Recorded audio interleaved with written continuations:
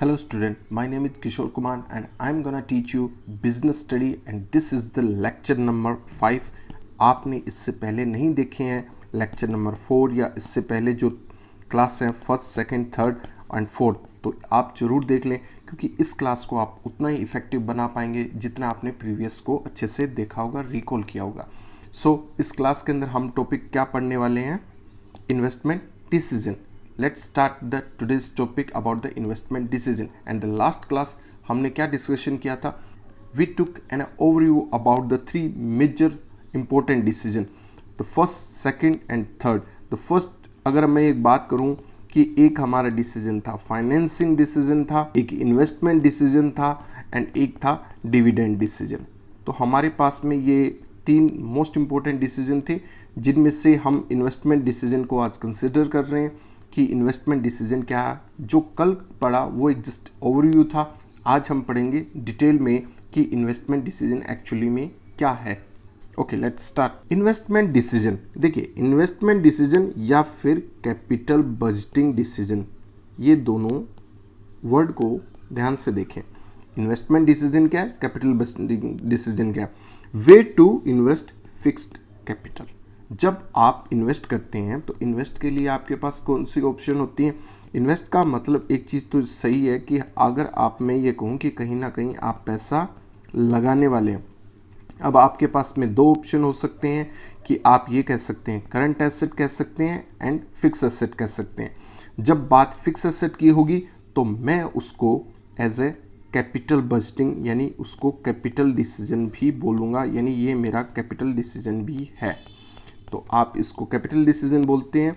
और ये जब बात होती है फिक्स एसेट के अंदर, तो फिक्स एसेट के अंदर क्या होता है? लॉन्ग टर्म के लिए होता है।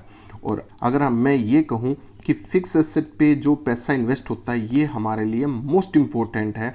जब बात फिक्स एसेट की होगी तो मोस्ट इम्पोर्टेंट है, इसके अंदर इम्पोर्टेंट है, लेकिन as compare to fix asset ये थोड़ा सा लेस इम्पोर्टेंट है। अगर हम कहें कि लेस का मतलब ज़ीरो इम्पोर्टेंट है, नहीं, थोड़ा सा कम है लेकिन इम्पोर्टेंट उतना ही है। ठीक है, लेट्स स्टार्ट कि दोनों में कंपैरिजन क्या है और हम डिस्कशन करेंगे, मेन करेंगे फिक्स एसेट के ऊपर। So let's see, this decision relates to careful यानी बहुत ध्यान से सिलेक्शन करनी है हमें किनकी? एसेट की।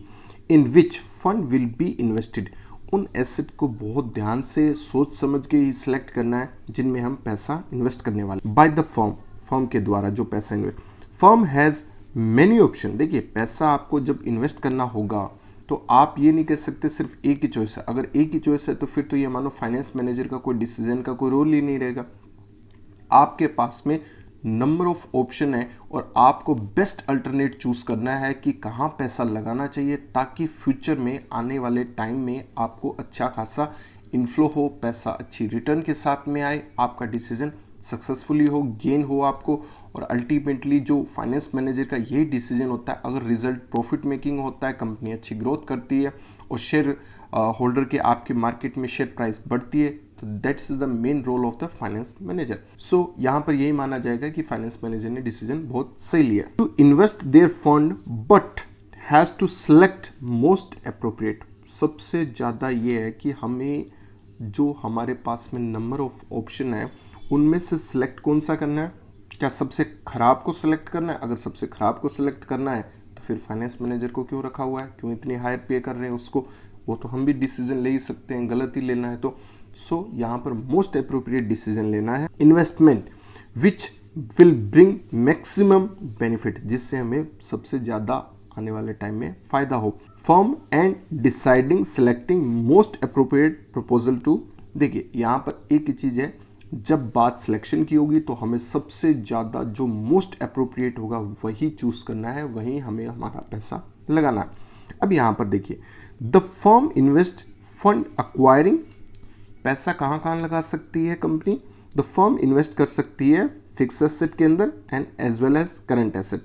यानी आप मार्केट में जब भी पैसा इन्वेस्ट करने वाले हैं तो आपके पास दो ऑप्शन होती हैं, current asset and the fix asset.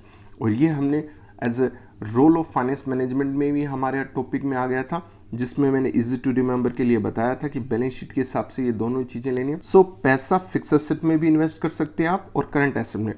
When decision regarding fix asset, और जब बात करोगे फिक्स एसेट के डिसीजन की, taken is also called capital budgeting decision. जब बात आप करोगे कि फिक्स एसेट में पैसा लगाना है तो हम उसको कैपिटल डिसीजन भी बोलते हैं। सो आपको ये बात क्लियर हो गई होगी कि इन्वेस्टमेंट के लिए नंबर ऑफ ऑप्शन है और हमें एज अ फाइनेंस मैनेजर के ऊपर ये चाहिए कि मोस्ट अप्रोप्रिएट जो कंपनी के लिए सबसे ज़्यादा फायदेमंद हो, जो मैक्सिमम बेनिफिट कंपनी को दे, हमें वो वाला मेथड चूज़ करना है। और इन्वेस्टमेंट करने की बात करें तो हम फिक्स एसेट में इन्वेस्ट कर सकते हैं, करंट एसेट में कर सकते हैं, एंड फिक्स एसेट के अंदर जब इन्वेस्ट करेंगे तो हम उसको कैपिटल बस्टिंग भी कहते हैं कि ये कैपिटल बस्टिंग डिसीजन है when we are talking about the investment in the fix asset. So let's continue. Now we are considering the importance and scope of capital budgeting decision and investment decision. Investment हम कहाँ कर सकते हैं? Fixed asset and the current asset. और capital budgeting की बात हो रही है तो कहाँ पर इन्वेस्टमेंट हो रहा है? फिक्स एसेट के अंदर। सो इसके अंदर क्या दायरा है, कहाँ तक हम इन चीज़ में देखते हैं, क्या क्या चीज़ों को कंसिडर करते हैं और इसकी इम्पोर्टेंस क्या है, इन चीज़ों को डिस्कशन कर। इसके लिए कहता है कैपिटल बजटिंग। आप समझ गए होंगे फिक्स एसेट में इन्वेस्टमेंट की बात हो रही है। Capital budgeting decision can turn fortune of a company and the capital budgeting decision consider a very important because of the following reason. Sir अगर आप फिक्स एसेट की बात कर रहे हैं तो ये कंपनी के लिए मोस्ट इंपॉर्टेंट डिसीजन है और ये कंपनी में आने वाले टाइम में कई चीज़ों में टर्निंग पॉइंट का काम करता है। और यहाँ पर 4 पॉइंट बता रहे हैं कि ये इतना इंपॉर्टेंट डिसीजन क्यों है। Let's see about these 4 point. The first point क्या कहता है? The long term growth. The capital busting decision effects long term growth. जब आप पैसा फिक्स एसेट में करने वाले हैं तो एक कॉमन सी बात है, जब आप पैसा फिक्स एसेट में लगाते हैं तो एक बड़ा डिसीजन होता है आपके लिए। अगर आपकी कंपनी ने, अगर मैं ये कहूँ कि इस बार एक चीज़ सोचिए कि हम बाय प्रोडक्ट बनाएंगे या फिर एक स्मॉल प्रोडक्ट बनाएंगे या फिर कोई नया प्रोडक्ट अडोप्ट किया है, तो these are the current asset decision. इससे लॉन्ग टर्म यानी आप उस डिसीजन को क्या कर सकते हैं, बीच में ड्रॉप आउट कर सकते हैं। आप उसको कंटिन्यू करें और आपको लगता है नहीं ये कंपनी के लिए ठीक नहीं है तो आप उसको डिसकंटिन्यू भी कर सकते हैं। लेकिन फिक्स एसेट में क्या होता है, ये लंबे समय के लिए होते हैं, पैसा भी इसमें ज़्यादा होता है, बैकगियर भी नहीं होता, और यहाँ पर आप एक बार डिसीजन ले चुके होते हैं तो उसका आपको खामियाजा या उसके प्लस माइनस दोनों ही पॉइंट आपको भुगतने पड़ेंगे। तो आपको ये बहुत इंपॉर्टेंट डिसीजन है, इसलिए आने वाले टाइम में लॉन्ग टर्म ग्रोथ के पॉइंट ऑफ व्यू से ये बहुत इफेक्टिव रहता है। ये डिसीजन आपको बहुत सोच समझ के इस पे इन्वेस्ट करना चाहिए। A fund invest long term asset bring return and the future prospects and growth of the company depend on the decision. अब देखिए, अगर आपने इन डिसीजन की बात करें कि कैपिटल बस्टिंग टाइप के डिसीजन हैं, उनके ऊपर जब भी इन्वेस्ट करेंगे तो ये कंपनी के लिए टर्निंग पॉइंट होता है। देखिए, जब भी ये इस तरह के डिसीजन होते हैं ना, कंपनी को इवन मार्केट से आउट भी कर सकते हैं। कई डिसीजन ऐसे होते हैं कि अगर हम बात करें कि एज ए नोकिया की कंपनी, तो नोकिया की कंपनी ने एंड्रॉयड में ना जाने के कारण कितना काफ़ी कुछ मतलब इवन मार्केट से ड्रॉप आउट भी हो सकते हो आप। तो ये डिसीजन आपके लिए बहुत बड़े रहते हैं। तो इस तरह से अगर कंपनी कोई बड़ा डिसीजन लेने वाली है, काफ़ी आपकी ये माने कि 90-80% आपने मोटा पैसा अपनी कंपनी का सारा एक जगह पे लगाने वाले हैं, तो वो डिसीजन आपके लिए कितना कारगर रहेगा। इसलिए आप इसको as a long term growth के हिसाब से काफ़ी इफेक्टिव रहता है। तो काफ़ी चीज़ों को बारीकी से सोच के ही इन्वेस्ट करना चाहिए। Large amount of fund involve. जब बात करते हैं कि फिक्स एसेट की, तो फिक्स एसेट में पैसा थोड़ा नहीं चाहिए, बहुत ज़्यादा चाहिए as compare to current asset. Current asset में अगर आप खरीदने वाले हैं तो उसमें as compare to fix asset we need very less requirement of the fund, and in the fix asset we need lot of money. So इसमें huge fund की रिक्वायरमेंट तो होनी है।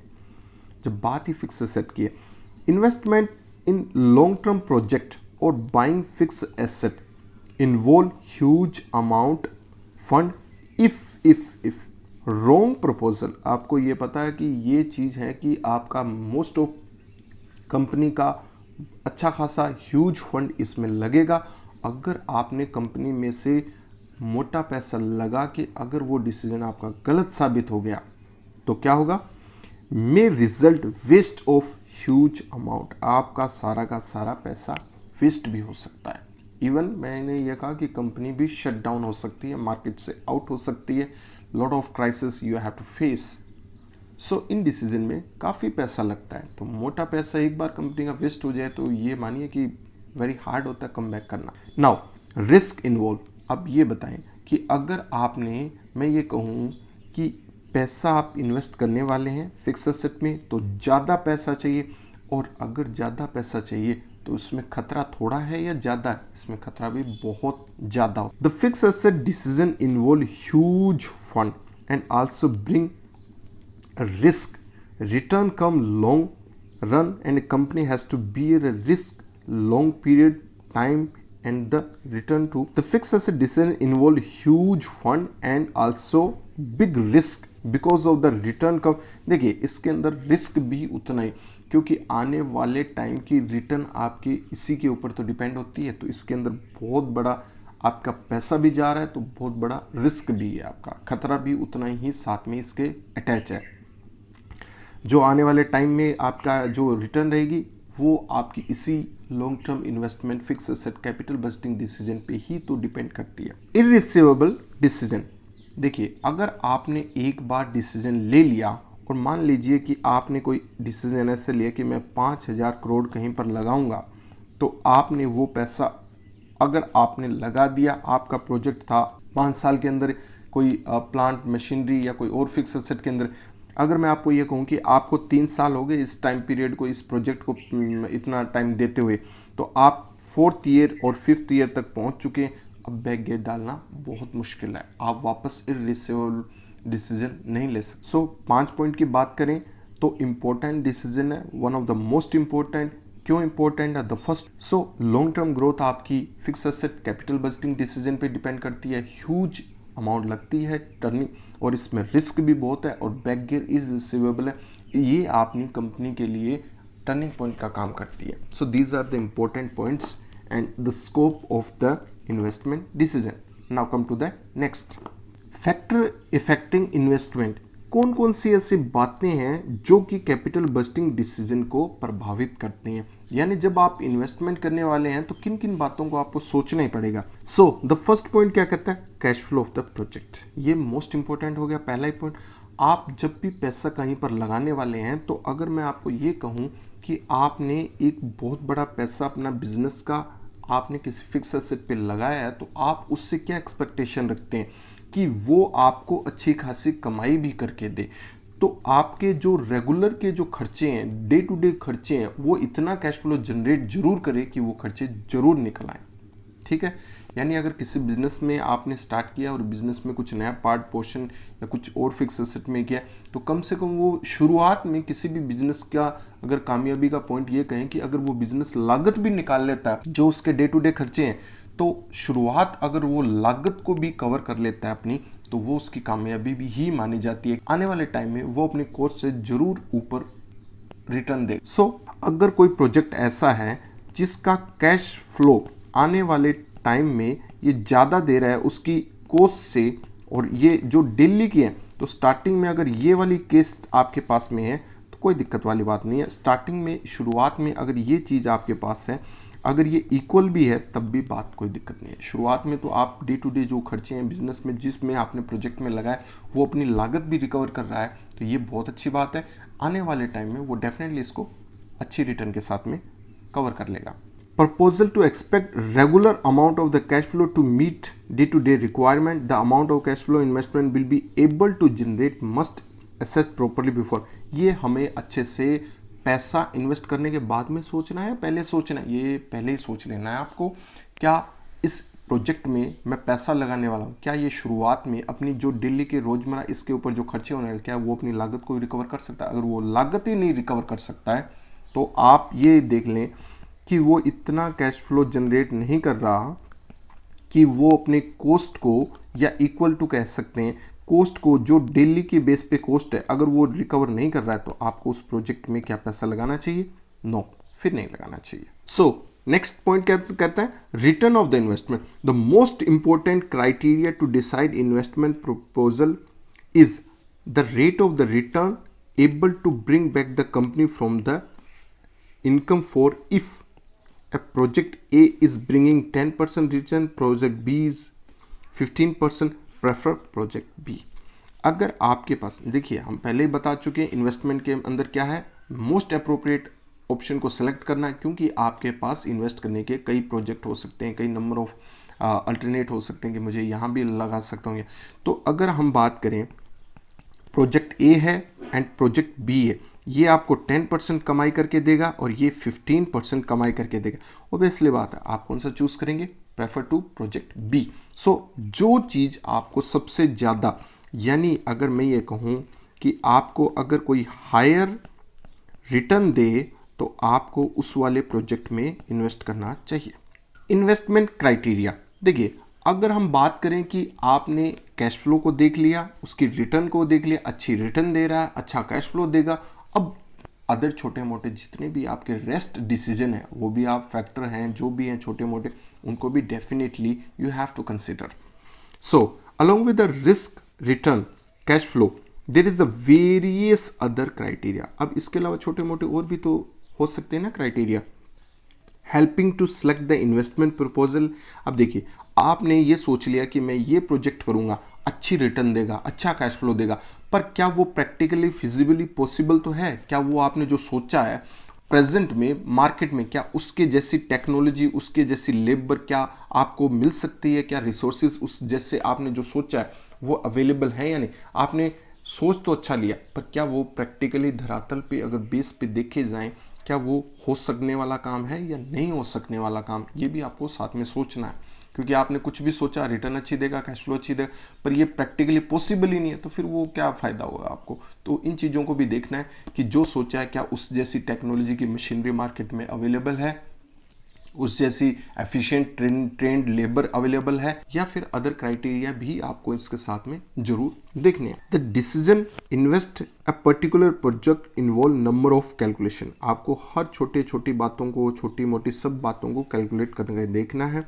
Regarding the amount of investment, interest rate, cash flow and return, these are the different technique to evaluate the proposal we are known as a capital budgeting technique. These technique apply to, अब देखिए आप इसमें जितने भी other criteria हैं वो जरूर consider करेंगे, जो भी अदर रेलिवेंट है कि वो प्रैक्टिकली पॉसिबल है, नहीं पॉसिबल है, क्या क्या चीज़ें अदर आपको एस्पेक्ट्स को, क्राइटेरिया को कंसिडर करना है, तो ये भी कैलकुलेशन रहती हैं, छोटी मोटी नंबर ऑफ कैलकुलेशन है जिनको आपको before taking the investment decision you have to consider. So these are the 3 points जिनमें अगर हम ये कहें कि कैश फ्लो है, रिटर्न है एंड इन्वेस्टमेंट के बाकी अदर क्राइटेरिया हैं, ये आपको कैपिटल बजटिंग डिसीजन लेने से पहले जरूर सोचने चाहिए। The finance manager must compare all available alternate very carefully and then only decide to invest the scarce resource of the firm finance. So यही मेन रोल रहता है फाइनेंस मैनेजर का कि उसको अच्छे से सोचना चाहिए क्या इसके अल्टरनेट हैं, कहाँ पर हमें फ़ायदा है। सो ये 3 पॉइंट हैं जो कि हमें फैक्टर इफेक्टिंग डिसीजन के बारे में बताते हैं।